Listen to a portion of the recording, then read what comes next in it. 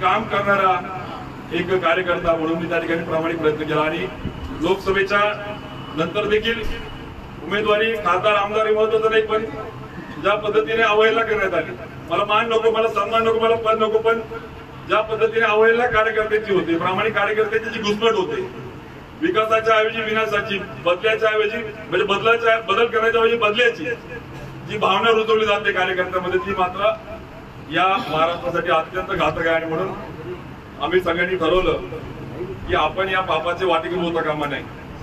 आपण या बदल्याच्या भावनेने जे राजकारण रुजवलं जात आहे ते तरुण पिढी पुढे, विशेषतः उत्तर महाराष्ट्राला घातक दिशेकडे नेणारे त्याचा आपण वारकरी होता कामा नाही.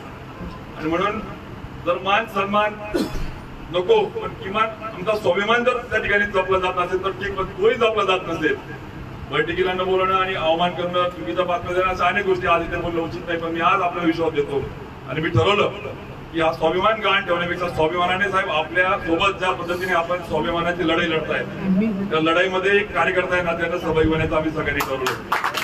आज आपल्याला विश्वास दिला की आपल्या मार्गदर्शनामध्ये शिवसेनेचा जो स्वाभिमानी बाणा आहे, ज्या मशालीची या क्रांतीतून सर्वसामान्य तरुणाईला, उत्तर महाराष्ट्राला, शेतकऱ्याला, युवा शक्तीला ताकद देण्याची गरज, इतकी ताकद तुमच्या मार्गदर्शनाखाली शिवसेनेच्या विचाराने आम्ही त्या ठिकाणी देऊ आणि घडू. उत्तर महाराष्ट्रामध्ये शिवसेना रुजू, मशाल क्रांतीचं प्रतीक म्हणून त्या ठिकाणी देऊ, हा विश्वास, हे वचन आपल्या सगळ्यांच्या समोर आपल्याला देतो.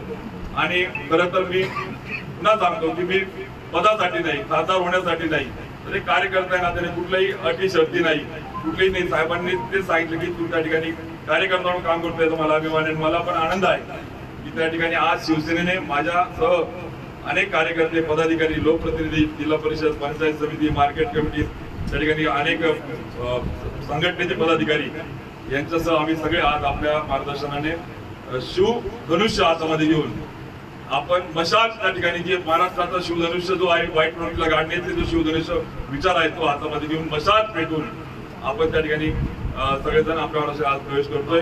मी मनापासून साहेब आपल्याला धन्यवाद देतो. जय महाराष्ट्र.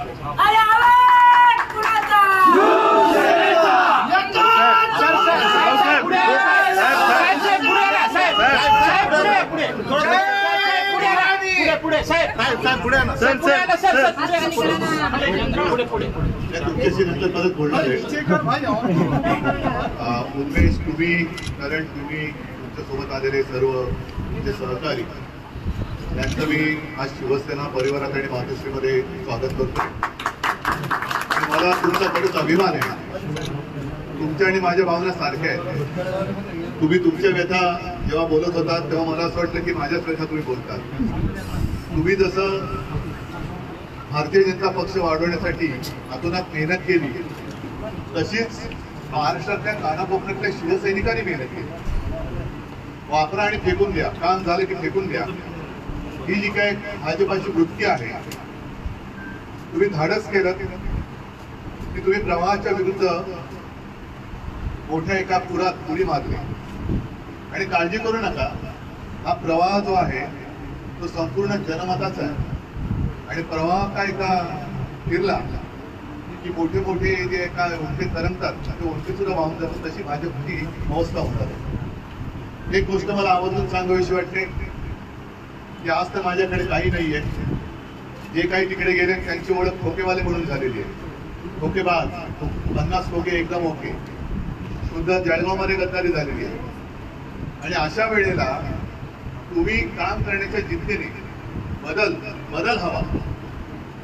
सत्ता जिथे असते तिथे लोक जातात, तशी ती लोक गेली.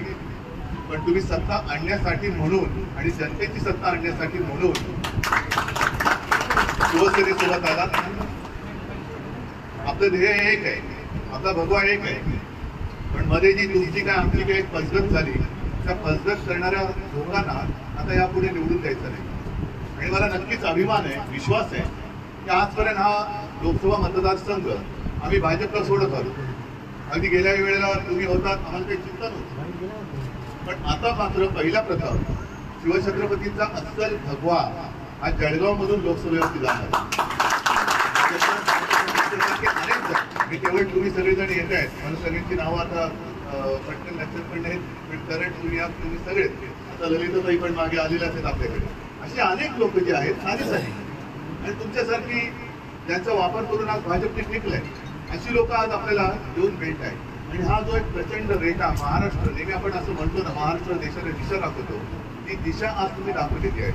याच्या विरुद्ध कोणतरी काय आवाज उठवणार कोणतरी आहे, सगळी चिडीचून शेपट्या घालणारे नाही आहेत हे तुम्ही दाखवलं. याच्याबद्दल तुम्हाला तुमचं मी अभिनंदन करतो आणि याच्या पुढे आपण एकत्रित वाटचाल करून एकत्र वाटचाल करून मध्ये आपल्या विकासाच्या आड येतील त्यांची वाट लावून मध्ये पोहोचू. जय हिंद, जय महाराष्ट्र.